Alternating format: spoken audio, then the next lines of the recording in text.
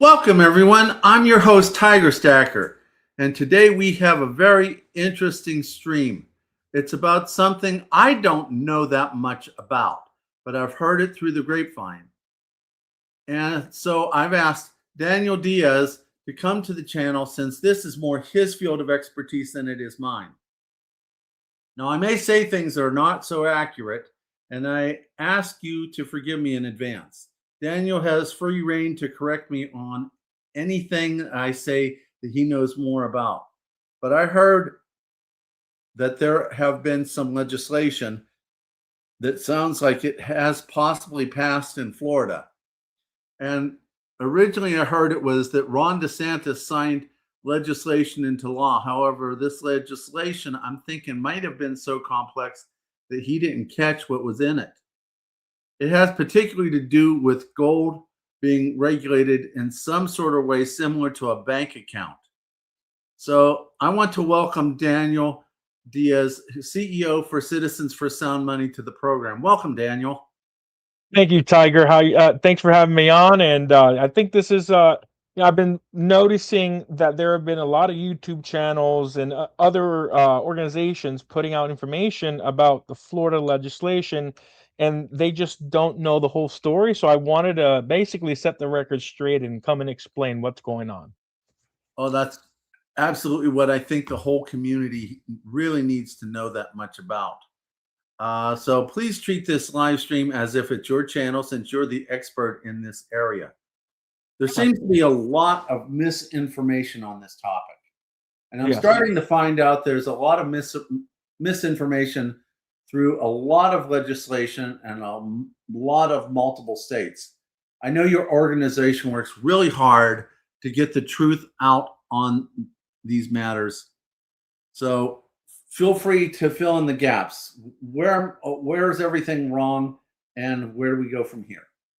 Yeah, I want to encourage your viewers and listeners, and I'll encourage this a few times. Go ahead and ask questions, because when it comes to the legislative process, it's not as simple as the Schoolhouse Rock, where this is how a bill becomes law. It's a lot more nuanced and a lot more stuff that goes on behind the scenes that people just don't know. And if I say something that you want clarification on, or what the law actually does, just go ahead and put your comments in the live chat.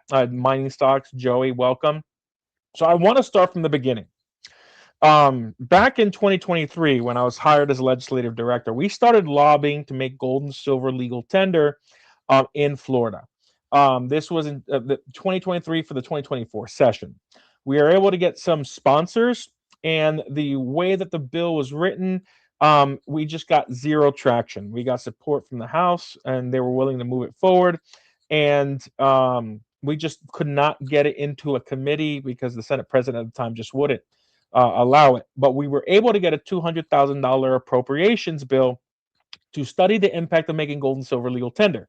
So now comes the off session of 2024, which is late summer, beginning of the fall, where they have committee weeks. We were able to successfully get multiple bills through in Florida with some of our partners in the movement, other special interests that were lobbying initially against us, but then we were able to work together near the end. And for the better part of, I want to say, 6, 7, no, let's call it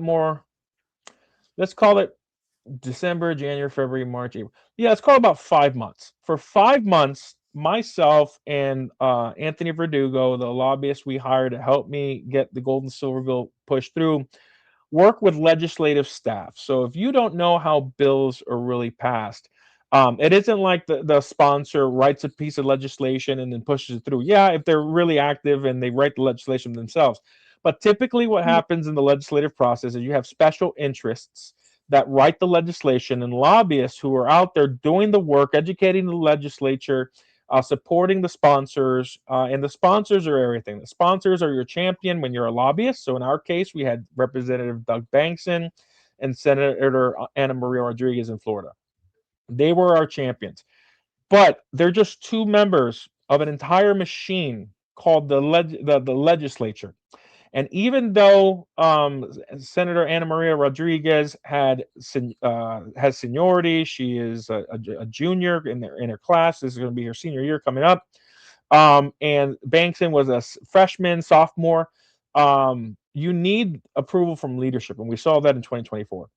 And what we were able to do is we wrote a phenomenal piece of legislation. Myself, Larry Hilton from United Precious Metals Association, UPMA, our partners, Goldback, we're working with Kinesis, others.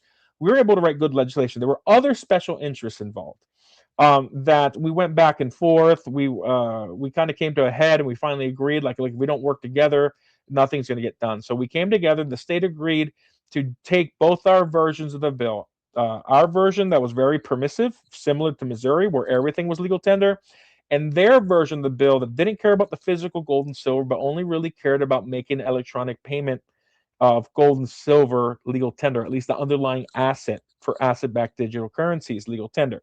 So you had this other organization that was focused on electronic only. We were focused on both. We wanted to make electronic and physical gold and silver legal tender. We got to the last couple of weeks of session in 2025. And we came together with staff. We explained, the importance of making gold and silver legal tender. They wanted to have gold and silver at $9.95 fine for gold to be legal tender and $9.99 fine silver to be legal tender. And the way we originally had the bill written, it was permissive. As long as it was 3.9 fine silver, 9.95 fine gold, it would be legal tender. However, the two staffers that we worked 5 months with put accidentally a one-liner, and that one-liner would effectively make nothing legal tender. And we responded with an email. And that one-liner, I'm paraphrasing because I don't remember the exact verbiage. You can go back and look at HB 999 at the different versions of the bill. You'll see there's multiple changes. I think it was the second to last version of the bill was what we caught. And we're like, hey, all this work we've done, this one line negates everything that we've worked for in 2 years. It makes nothing legal tender. And what happens was they said that for it to be legal tender, it can't have any designs or markings on it except for the weight and purity of the bullion. Well, if you know anything about bullion, everything has some type of design. Even the mint mark is a design. So we sent a very respectful email, and because when you're working with staff and when you it gets to a point where they see too much of you. And I think because we came along so much, there was a lot of compromises. They were in charge of writing, these two staffers in the Senate. They got upset and they killed the bill. They essentially struck everything. And made it just a study, another study for gold and silver, which we already had one, but because of us saying like, hey, this basically negates all the work that we've done, they were upset. So we had to go to our other partners that we're bumping heads with initially, and we were working together, and we're like, look, we're a nonprofit. You guys have a lot more finances. Can you work with leadership to try to get done? They were able to convince the Senate president and the staffers to bring back a different version of the bill with a modified paragraph that was a little bit more permissive, but effectively makes nothing legal tender again. Now they allow for mint marks. So in Florida, for gold and silver to be legal tender, it's 995 gold purity, 999 silver purity, and it can only have the weight, purity, and the mint mark. No other information was something that they added. No other information or designs. And other information includes serial numbers. So even bars that have only the weight and purity and mint mark that have a serial number will not be legal tender. So we still have the same problem. On top of that, there's the electronic part. The electronic part of the gold and silver bill, we drafted it with Larry Hilton, and what we did was, instead of creating an entirely new regulatory framework for businesses that want to transact in gold and silver. Now, this is from the state of Florida.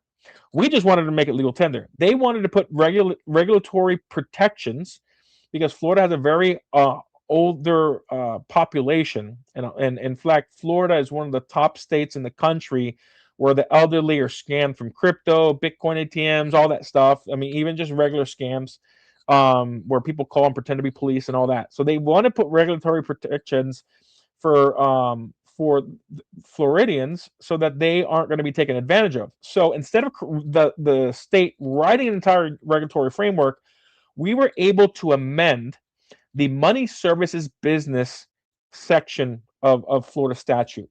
And we essentially were able to add gold and silver companies that transacted with asset-backed digital currencies and held the gold and silver in their vaults for the electronic payment system.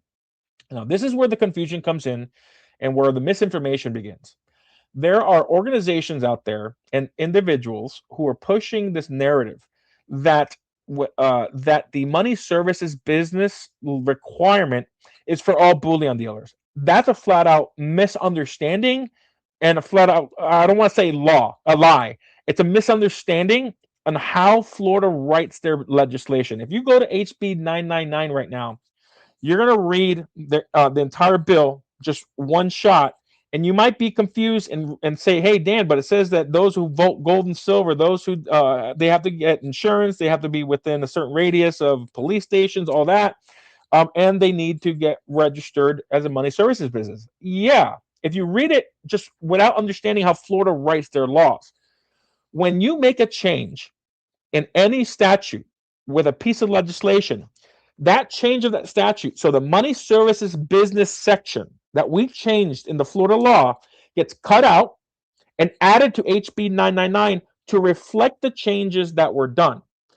If you don't understand that's how Florida does it, they cut like the sales tax section, they put it in the bill. They cut they added the new legal tender legislation that we wrote and brought in two other sections, maybe a third section from statutes. I think there was a third section for trusts and in estates that had to do with gold and silver and taxation. They brought those all in, and if you don't understand that's what Florida does, when you read that piece of legislation, you might think that gold dealers and bullion dealers have to get a money services business. But the problem is the people that are putting out this narrative never step foot in the state of Florida to lobby for gold and silver. They came in and fought against it without understanding the law, and they continue to push this misinformation and this narrative. And now we have people on YouTube who are parroting these warnings that other YouTube personalities trust. There's another, I don't want to name the organization. There's another organization that people trust, and they take it as law, and they don't read the bills themselves, and they don't try to understand it. So when people said initially, you said Ron DeSantis passed a horrible bill. No, Ron DeSantis wasn't part of the legislative process, except for pushing and lobbying and using his executive position to get this bill pushed along with the legislature, and he signed it. He gets a summary from his legislative directors on the bills, and he's briefed. He doesn't read every single piece of legislation that he signs. He understands making gold and silver legal tender, but he doesn't even know that nothing is legal tender because he doesn't get into granular. He's just the executive officer, and he has his agendas and he pushes it. So Ron DeSantis did anything like to kill gold and silver or crush gold and silver. It was the two legislative staffers in the, and I don't want to mention the committee because there's only so many staffers in different committees, who killed the bill. Now, this past year, because of us like stepping on toes in 2025, we kind of took a step back and we let the Sound Money Trade Association, the chairwoman, Kim Coleman, lead the charge. She got with the new Senate sponsor. Now, when the bill in 2025 passed, there was a provision that the regulatory framework for the electronic payment system had to be approved by November 1st and ratified this legislative session in 2026 for the entire law to take effect. Okay, so what happened this year was there was a piece of legislation. I think it was HB 1311, if I'm not mistaken. I think that's the bill number. I'll look it up and I'll let you know exactly what it is, Tiger. But that piece of legislation, all it initially did was ratify the rules that were set up for companies like Glint, Kinesis, the UPMA, One Gold, that have electronic payment systems that want to operate in the state of Florida. Sound Money Wallet. These are all companies that now need to get a money services business to operate in the state of Florida, and they also need to have physical gold and silver in the state of Florida for Floridians to be able to redeem physically. That was the initial version, but because of the legal tender part that was messed up last year, Kim was able to put in language to fix, and we provided language too. So myself, Ben Schaefer, our director of operations, and our legal counsel, Larry, we put together multiple options to fix the legal tender portion of the bill. That's all we did, and it was added. It got in the committee. It was added, and at the last minute, the Senate president, because of just what happened last year, he decided to strip the bill of the changes that would have fixed the legal tender portion of the bill, because we were involved in getting the bills changed. So it went back to the original version. So HB 1311, I think it is, passed, and all it did was approve the regulatory framework that was established for money services businesses and focus on gold and silver companies. So now we still have to come back to Florida and fix the Florida bill, and make sure that gold and silver, all gold and silver, is legal tender. And unfortunately, for some reason in 2025, going back last year, when we were about to get the bill passed, I don't know why, but Texas took the exact same language that those two staffers put into the bill and put it in their legal tender language. So effectively, Florida and Texas, yes, passed gold and silver legislation to make it legal tender, but because Texas copied Florida, effectively nothing is legal tender. So we have this problem where bad legislation was copied, and there was just a lot of situations, nuances, and behind the scenes, how do you say, behind the scenes dealings that that cause all these things. Now, the misinformation, I just laid the whole story out. You can tell I was there. I know what happened. The group that is reading the legislation is misinterpreting it and not understanding what the regulatory framework. So I can assure you, no bullion dealer in the state of Florida needs to register as a money services business unless they are going to be holding the physical gold and silver for electronic payment systems. That's it. If you are involved with the electronic payment system and you have a vault, yes, you're going to have to register as a money services business because the transactions are happening. And you're going to have certain insurances and so forth. If you're just vaulting regular people's gold and silver, you don't have to get a money services business license or MSB license. That is a misinterpretation and misinformation on what is going on in Florida. So when you hear that, when you see a bunch of YouTube personalities saying that Florida, bullion dealers are upset and angry, and there's quite a few people doing that, it's not true. I mean, yeah, maybe bullion dealers are angry because they have been told the wrong information. So hopefully that clears up the confusion, my friend. And I'm sure there's probably questions. There's probably people that want some clarification. So I'm here to answer whatever you guys need me to answer. It sounds like a confusing mess. Yeah. Too many irons in the fire. Someone gets upset, they start sabotaging the legislation. Yeah, that is what happens when you get humans together in a room. It's inevitable. It's inevitable. And then there's other special interests. And look, there were three primary or special interests pushing the legislation, and they all had their own agenda. There was us, the other group I told you about were bumping heads, and another group that was a little more secretive on the libertarian side, pushing and supporting the other group. And it was, let me tell you, I've never been so stressed, and I've never lost so much weight, and I've never slept so little than last year when I was living in Tallahassee trying to get through, because it was literally minute to minute things changing, especially near the end of the session. Like there's nothing at some point. There's nothing you can do.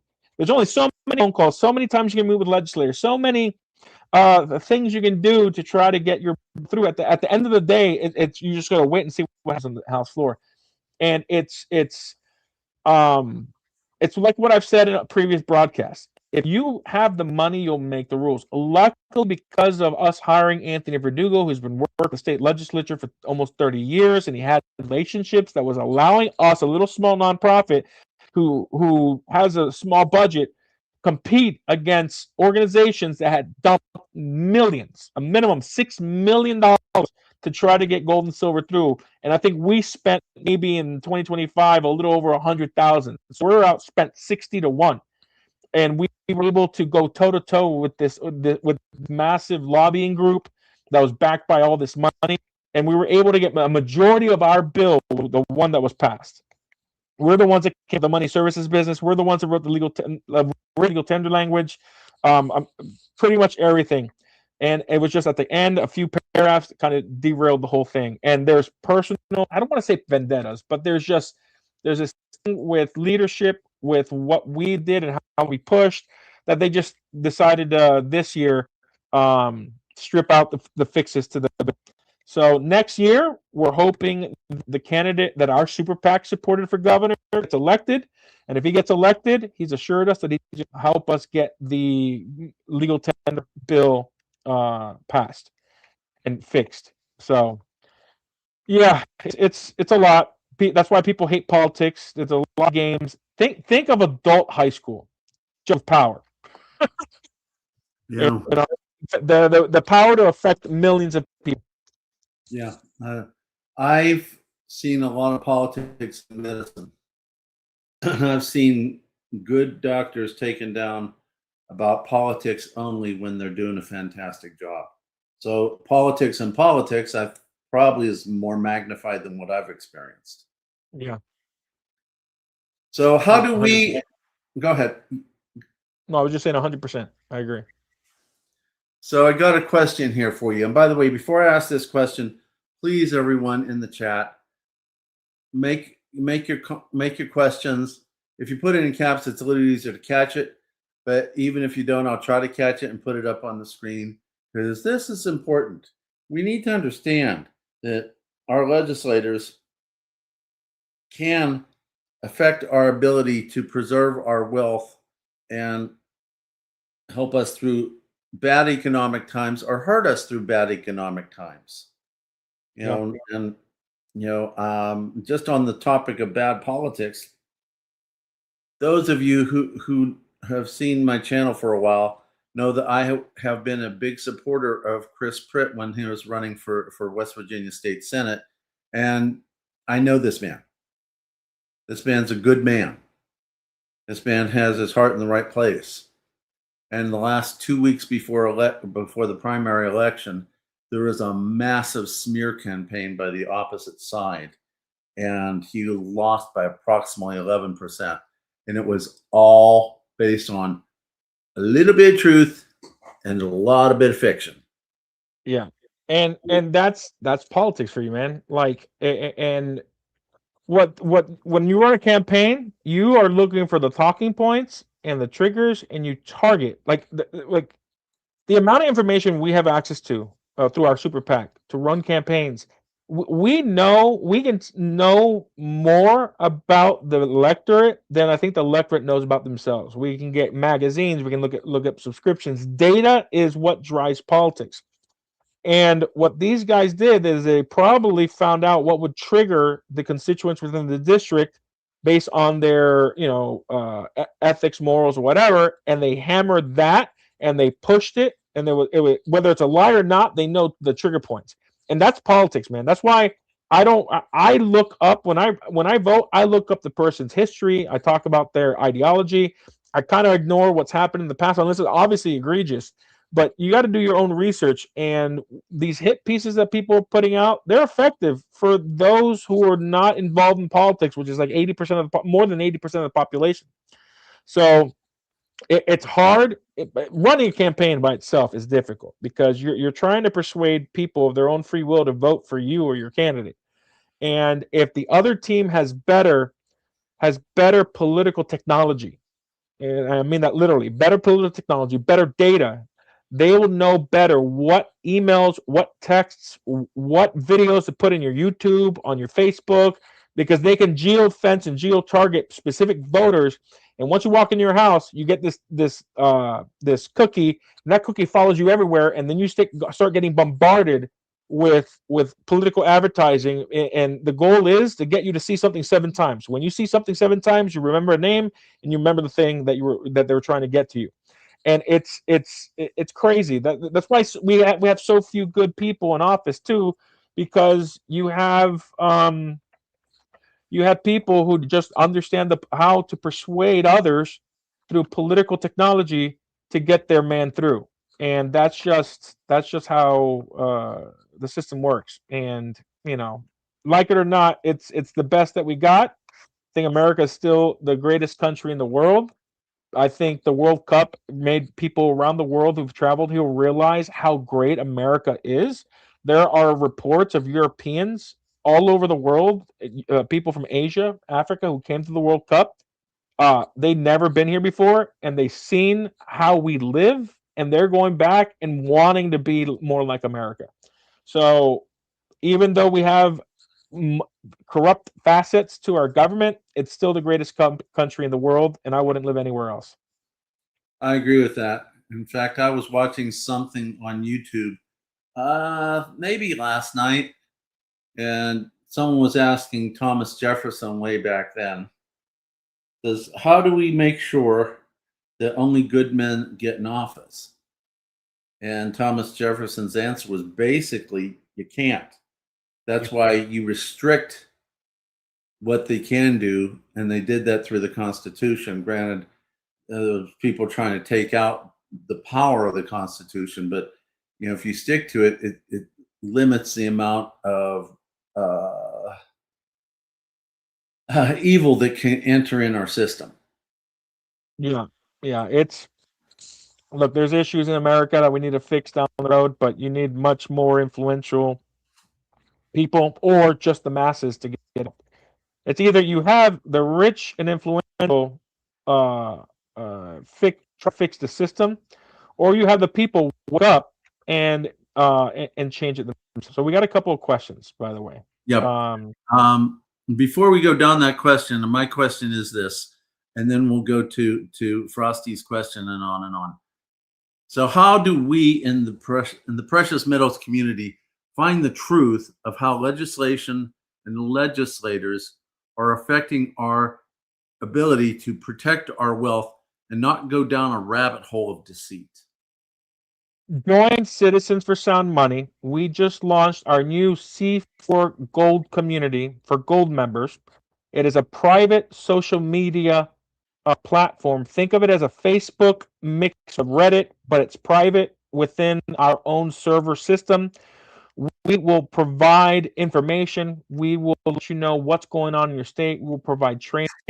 It's $100 a year to be a gold member. And right now we have a special that if you join at $100, not only do you get a digital ½ ounce of Nice's silver, we will also send you 1/5 ounce round of C4 Essentials. So you're effectively getting, let's call it 35, let's call it 2 plus another 20, 15.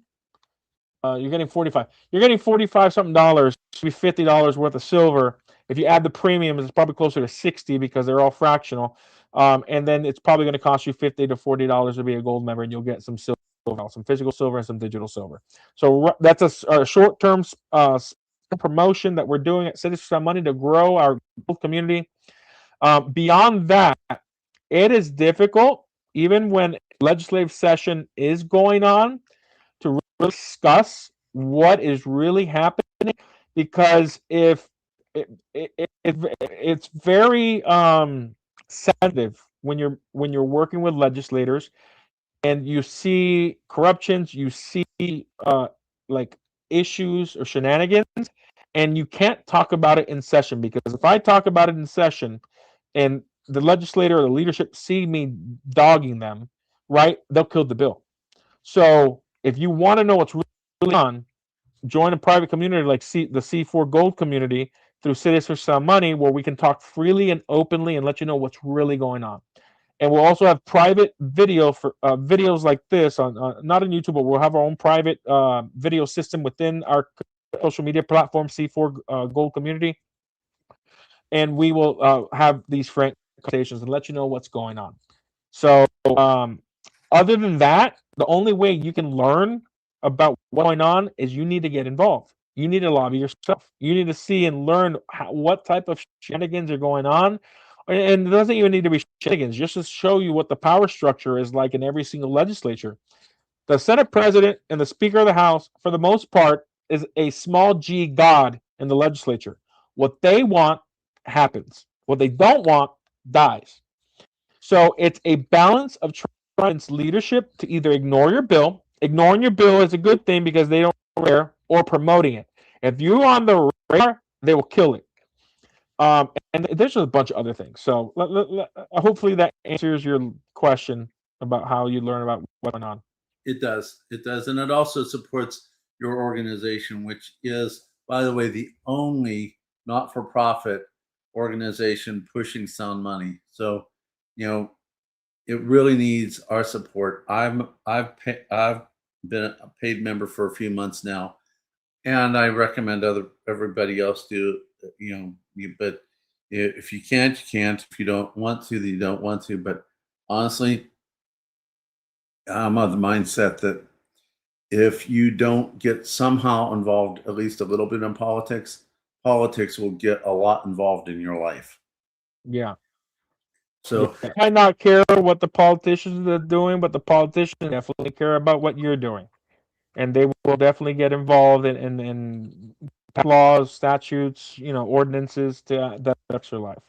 So I think we have this question and another question before that. So let me answer this. If someone is really interested in learning the legislation, where do they begin? You mean in your specific state, Frosty?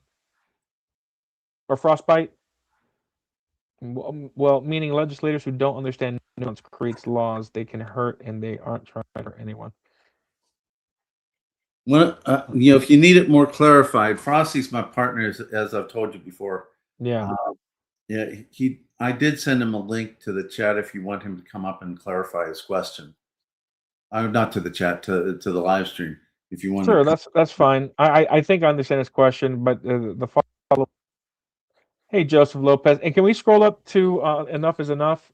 He had a quick question. Got it. After recent primary wins in New York City, how would you approach New York about sound money? Like we approach Maryland. Focus on the economic justice of sound money, and how fiat currency is causing people to suffer. 70% of Americans live in paycheck to paycheck, and they don't understand why, and that's inflation. The good thing about sound money, it is not a partisan issue. We were able to pass sound money legislation unanimously through Maryland, and just because of some misunderstandings on the legal tender part, where for the Department of Revenue, we were to get legal tender in Maryland too, but we ran out of time. We had 6 bills away from getting it passed unanimously. So we expect to get a legal tender passed in Maryland next year, and they're probably one of the bluest states in the country. This is not a right or left issue. This is an economic justice issue, and allowing citizens to choose where they want to save their hard-earned money, whether it's in fiat currency where they lose their wealth because it's being stolen by the central banks and large corporations and the government, or gold and silver that preserves their wealth over long periods of time. It just makes sense when you provide the data. And the fact that every Democrat in Florida vote for the legislation, pretty much the entire legislature of Maryland vote for it, and bipartisan support in every single state where we've had gold and silver legislation passed. It's definitely nonpartisan. Where would I start? I'd find one legislator in New York City who cares about gold and silver. And because it's a blue state, try to find a Democrat. That's the strategy. In blue states, you want to have to work with the Democrats. In red states, you're going to have to work with the Republicans. In purple states, you work with both. and just find one. You find one who's passionate about sound money or economic justice and trying to put their name on a piece of legislation that could help millions in New York, and then you got started. And then we have a broadcast every second Monday of the month at 6 p.m. Eastern with Lynette Zhang, where we're training you how to be a citizen lobbyist. This coming Monday, not this Monday, but the following Monday coming up, or 2 Mondays from now, 1, 2, or 3. 8. The second Monday of the month, July 8th. July 8th. July 8th, we're going to have the future Speaker of the House of Florida on with Lynette and myself, I think Kim Coleman, and we're going to give you the perspective of a legislator and somebody who is going to be in leadership, the lowercase god of the House of Florida, on best practices, what you should do, shouldn't do. So make sure you join us on that broadcast with Lynette Zhang at 6 p.m. Eastern on Monday, July 8th. I stand corrected. July 13th. 13th. All right, July 13th. So I was looking at the wrong calendar date, calendar month. Yeah, no worries. Okay. Yeah, Craig Williams says $3 billion a day in debt. Yeah, it's ridiculous. We're in trouble. That's ridiculous. Yeah. All right, so we'll wait for Frostbite to come on and clarify his question. Any other questions from the viewers? I know it's like a fire hose of information that I've been throwing at you, and I do need to hop off at 8:15 Eastern time because I got a bunch of stuff that I'm working on that it's time sensitive as well. So we have a few minutes, like 6 more minutes before I need to hop off. I might be able to stay on a little longer, but any other questions? And we'll wait for Frostbite to jump on. Yeah. I pretty much presented my questions because, like I said, it was, I was hearing it second, third hand. That's when I reached out to you because you're a source of facts to me instead of just partial information and a bunch of emotion. Right. Yeah. So I mean, I was there from the beginning when we first started pushing it. So it C4SM, we were there from day one in Florida. I mean, we're the ones that wrote the legislation 2 years in a row, and got it passed with the help of others in the second year. So understood. Well, Frost hasn't hopped in, and I didn't get a text from him. And I don't want you to miss your meeting. So, Frosty, if you're going to hop in quick, please. All right. Let me see. Does it show viewers on? Yes, it does. Okay, cool. Oh, let's see. Anything? I mean, guys, I got 5 minutes. Go ahead and shoot any questions about anything. It doesn't need about legislation. It can be about coin shops. It can be about gold and silver. I'm kind of an amateur sound money economist. I used to be a trader. I know charting. 5 minutes. Go ahead and shoot your questions about anything. Well, if no one asks, I'm going to ask it myself. Hold on. We got something from Amy. Hold on. May raise. Yes. Yeah, I heard that President Trump may raise or back something, whether cash or crypto, revalue, raise gold per troy. Yes, 100%. Amy, you go to our channel. That at the number 4 sound money, 4 sound money.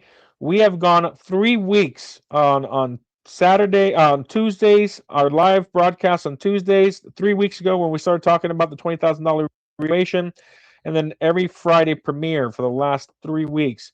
We have discussed, and I brought on multiple economists, Austrian economist Dr. Eric Snyder and also Dr. Bob Murphy. We also had Rob Keynes come on, myself, and Benjamin Schaefer talked about it.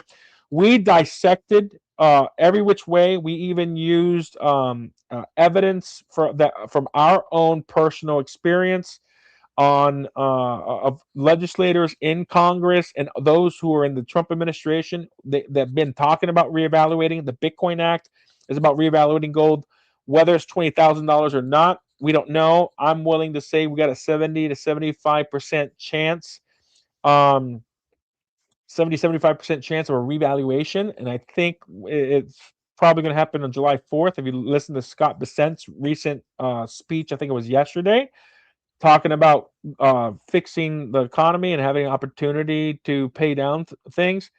So yeah, to answer your question, there is something going on. I've heard firsthand from very close people from the within the administration, the Treasury Department, that there is something going on with gold and silver. And heck, even Loomis and Bitcoin 2024, Trump talked about reevaluating gold to buy Bitcoin and then using that Bitcoin to pay off the debt.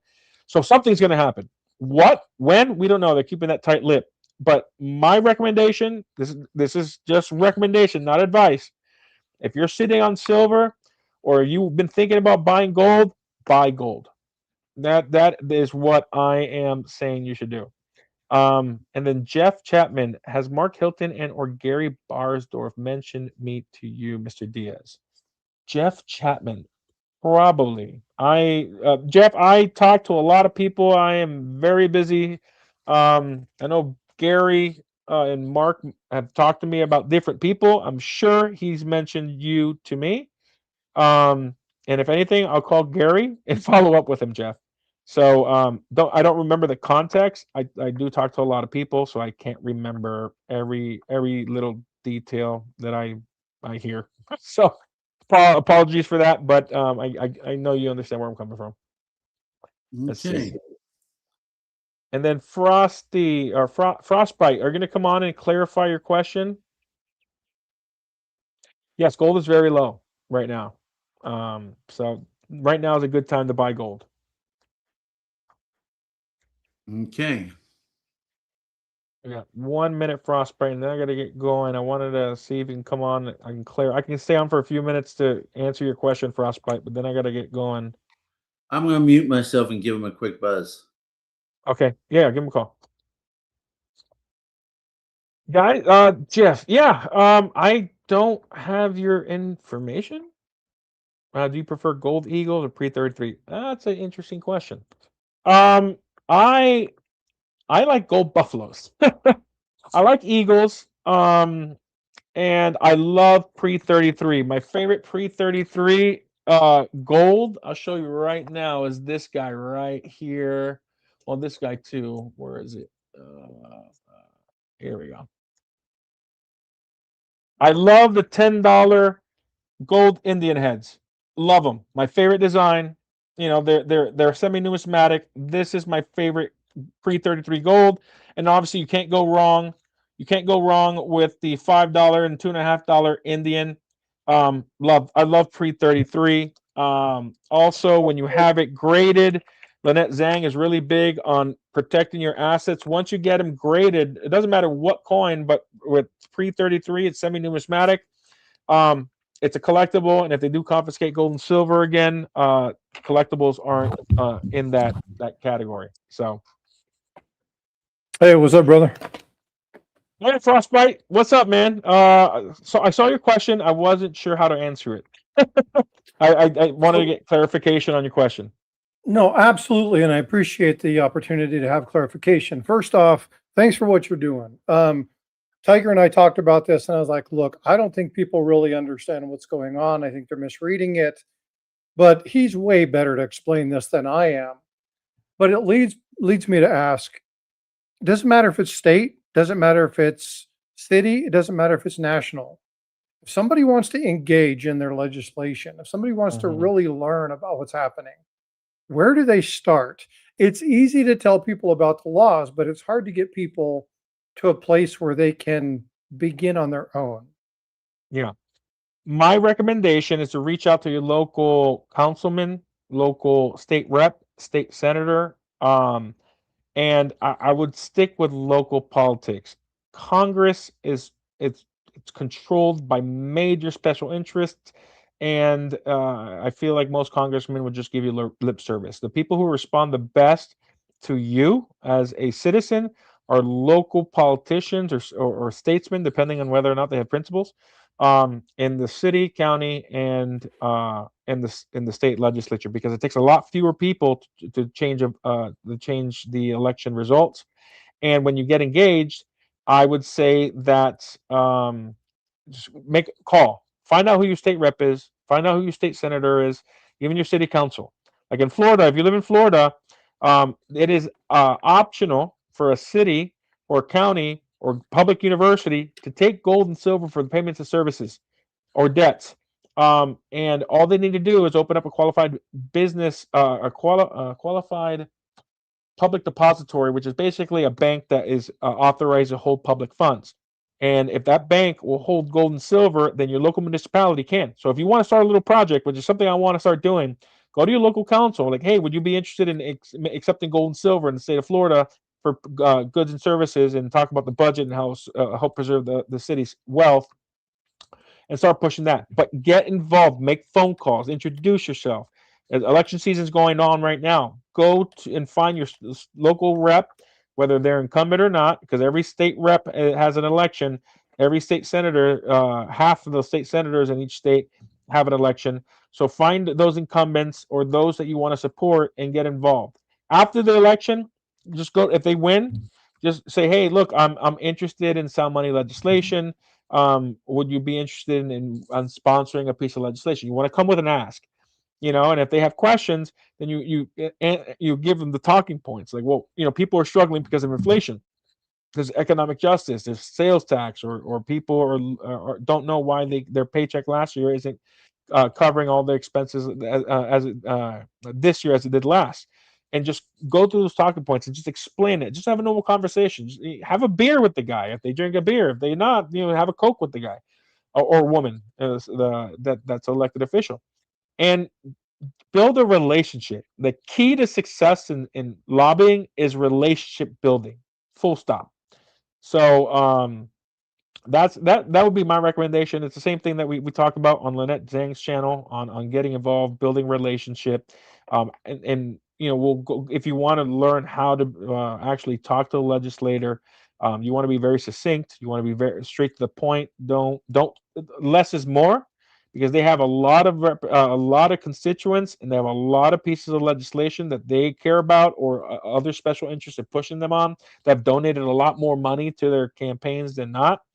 So you want to be very straight to the point, succinct, and build relationships. Because if you have a relationship with your local rep, senator, and local councilman, they're more inclined to listen to you, especially if you volunteer in their campaigns. That's kind of my answer to your question, Frostbite. No, that's really good. The reason that I ask is because a lot of people, again, when you're interested in looking at something, a lot of people know enough to be dangerous. It's like using AI. Yeah. AI is only as good as the prompt you put into it. So if you don't know what you're talking about, you're not going to get what you need out of AI. Right. And so the same thing happens when looking at the legislation. You really need to know what it is you're looking for, where you need to go. And so are you familiar? I'm going to plug myself, Tiger. Hold on real quick. That didn't sound right. Sorry. Let me rephrase that. I'm going to plug the channel. The Emerging Liberty Dime. The Emerging Liberty Dime is something that I absolutely love. It is a really cool design. It's a really cool piece. Well, some of us, and I just dropped the link in here, you can go to my community page. We're talking about how do you make something like this long term? How do you challenge this? So what I did for my users is I generated, this is what an email to legislation might look like. Keep it simple. Bottom line up front, one item at a time. Here's the information. If you live in their hometown, play that to your advantage, right? Do those types of things. Because it's that kind of conversation, it's that kind of engagement that will help draw you in. But don't talk about 400 topics. Don't do that. Right. Pick one, talk about it. If you have to do 10 letters, do 10 letters. But one topic, keep it simple. That whole KISS thing, right? Keep it simple, stupid. Yes, 100%. And you have to, because legislators, they want quick and easy. And if they see something, it makes sense, it's clear, concise, it's well thought out, they'll look at it. Or their staffers will. Let me rephrase that. Their staffers will. The staff, unless they care. Like if it's a passion project, they'll do it. But 100%, I agree with that. So I just wanted to get your 2 cents again. I'm just a coin guy, right? And Mhm. so people are like, well, what does he know about stacking? But it's good to have multiple avenues and multiple answers. So I definitely appreciate it. Oh yeah, 100%. I mean, I'm a stacker as well. I'm a collector, and I got a coin shop. I kind of went full throttle into the sound money movement and opened up a business. Um, so yeah, I get it 100%. And now it's interesting because before I had a coin shop, I only had the perspective as a consumer and a collector and somebody who was in the sound money movement. But now as a business owner in the space, I understand, like, it impacts me now, right? The legislation that we're pushing, so I understand it much more um completely now that I'm actually in the industry. I do smelting, I understand refining, I understand the whole, I'm in the whole industry now versus just being on the outside and having relationships with the industry. So it's like, if there's somebody that you want to like learn from, it's somebody who came in and from a passion point of view, and then somebody who's actually in the industry and who understands the industry, that can be an expert. So I agree with you 100%. We're in regards to what you said, Frost. When you're building a relationship with legislators, ask the legislators, how do they read these bills? Because some states are very straightforward. You just have the bill and that's it. But in other states, you have multiple bills that are like an omnibus bill that's put in there. Or like in Florida, any changes to a piece of legislation, Missouri, the same thing. Any change to a statute has to go in the bill. So you got to learn how to read legislation to understand what's going on. And that's very prudent and wise view, Frostbite, that you need to get better sources and you need to understand how to read legislation, because it's not like reading a novel. They don't do it on purpose. There's a statutory reason why they do what they do when writing legislation, but there's also, yeah, just want to close with that. Okay, so we've crossed 45 minutes, and I Yeah. know there have been some other people asking. One particular was asked about platinum, but I don't want to keep you any longer than your stated appointed rounds. So Yeah, I saw that question too. Let me just quickly answer it. Where is it? I saw it somewhere. I'm looking. In politics, no. Where's that platinum question? I'm looking. Subscribe, smash, do. Oh, there were a lot of comments since that question came up. Oh yeah. Just say, Roger Mueller. I'd love to do that. It's not that simple. Simple bills have issues. And I mean, you can say that all metal in the Constitution. Just say all metal in the Constitution and minted in the past, present, or future made by the U.S. with any design is legal tender. Yeah, it's not as simple as that, Roger. But well, go ahead and let me see Mueller's question. Yeah, you're a beast, Daniel. Sounds like model legislation. Yeah, model legislation would be. We have legislation. It's just not every state follows the model legislation, which is what happened in Florida and Texas. I don't know where that platinum question went. Did it disappear? Did he delete it? I don't see it as deleted. I'm just not finding it. Yeah. Um, So Roger, just to close on your point, you can say all gold and silver is legal tender, and we pretty much did that in Missouri. But Missouri took 3 years to get that through, and we had to do multiple renditions and split the bill up into 5 different bills to give it a better chance to get passed. And it took a lot of effort, time, money, um, and so forth to get the bill through. I mean, you'd like one line. You can make one line, make it legal tender, but there's implications. What does the state do when it's legal tender? Does the state have to accept it? What regulatory frameworks? What do we have to put in place to protect consumers? What does the state have voting? Will the state have to hold physical gold? Will the state have physical gold? Like, these are all the questions. Like, you can do a liner, but then all these questions the government's going to ask, like, well, how about this? How about that? How do we deal with this? How much is it going to cost? Is there going to be a fiscal impact if we open up a vault? Are we going to have to contract with Brinks? How much is that going to cost the state? Right. So it's like it seems simple to pass something, but there's a bunch of consequences to bills that people don't think about when you're writing legislation. So that's why you get these bills that are thousands of pages long, because there's so many, or 20, 30, 40 pages. Our first bill in 2023 was 1 page. By the end of it, the bill was like 40 something pages because it's not as simple as you would think it is to pass a bill. Daniel, what is your impression of platinum for an investment metal? I think it's an investment. I don't think it's sound money. I think that it's low. I think that we're still in a gold and silver super cycle bull market. We still have 3 to 5 years left of a bull market. This is just a pullback after the hot market. I mean, we've never seen gold and silver increase the way it has in a while. So yes, it's speculative. I would not save in platinum. I would invest in platinum and then sell once you double, triple your money or whatever. But I think platinum. I think if you catch it, I mean, you can never time the market, but if you catch it at a low price, which right now I think platinum's pretty low, yeah, buy it and sell it. But then when you sell it, in gold and silver, because gold and silver is money, everything else is an investment or debt. Hey, Understood. real quick, I want to take 1 minute if you'll allow me. Tiger, if you'll show my screen. Oh, okay. Daniel, this is an image that I use to explain processes, but it's great to show when you're talking about legislation. When you say build me a tree or build me a tree swing, this is building legislation. This is what legislation's like.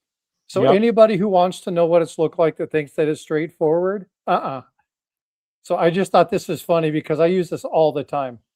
Yeah, no, at 100%.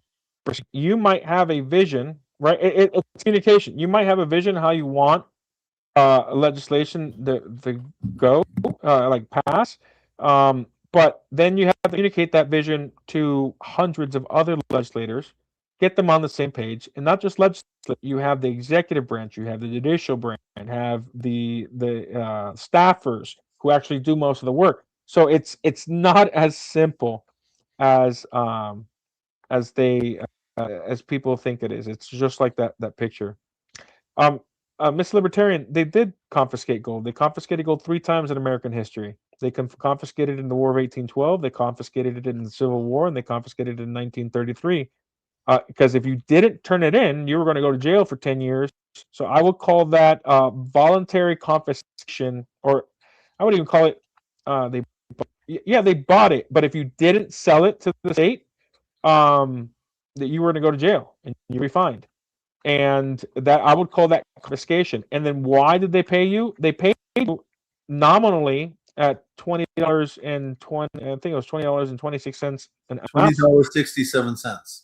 $67. $20.67 an ounce, with the understanding that they were going to devalue and steal the wealth of the people by increasing it 60% to 35%. So they said either you give us your gold or you're going to go to jail and be fined. And if you don't, and we find out, those are your consequences. And then the minute you give them the government gold, they devalue the gold and steal your wealth. They debase the currency. So you can say that they didn't confiscate it physically, but the alternative, if they found out you didn't turn it in, you were going to jail and you were going to be fined. And that is not what Americans wanted to do. They wanted to support their president during World War II, during the Great Depression. People trusted the government back then. No, I don't think anybody would do that now. I agree with No, you. they called on patriotic duty hardcore then too. Yeah. So it might not have been confiscation where they broke into your house and stole, but it was definitely confiscation because of the monopoly the state has on coercion and force. And if they felt look, I know a lot of people didn't turn in their gold. Those are the smart ones. They hid it, they buried it, they got lost in the ocean somewhere or Tiger Stacker's Lake. And magically, when it became legal again, they pulled it out and found it. But 100% of Americans, they're followers and they're going to listen, and especially back then. So, all right, guys, I really got to get going. Okay, Daniel, thank you very much for coming. It was really good getting this education out. Everyone in the community, please do us all a favor. For my channel, Daniel's channel, Frosty's channel, we all work very hard getting content out. It's not easy. Sometimes you take literally hours of your time or your staff's time, if you have a staff, to create this that is free for all of you to watch. And we're doing this to help all of you. Yes, we'd like to build our channels, but we're doing this all to help all of you take care of yourselves and your family. So please don't just hit the subscribe button, because YouTube might take you out thinking you're a bot. Hit the subscribe button, hit the like, leave a comment, hit the bell notification for all 3 channels. We need to get this message out there. We are less than 3% of the United States population holding precious metals. And when the kimchi hits the fan, there's going to be a lot of people hurting. Yep. So the more we get the information out there, the better. So please help us spread the word. It doesn't cost you anything. So once again, I want to thank you, Daniel, for coming to the channel and teaching. Thank you, Frosty, for coming up and clarifying. And especially since you volunteered to build a tree swing at my house. So, It'll look like the one on the bottom left. Understood. So basically, I want to go ahead and thank everyone. Thank my guests, and I wish you all good night. Night, everyone. Good night.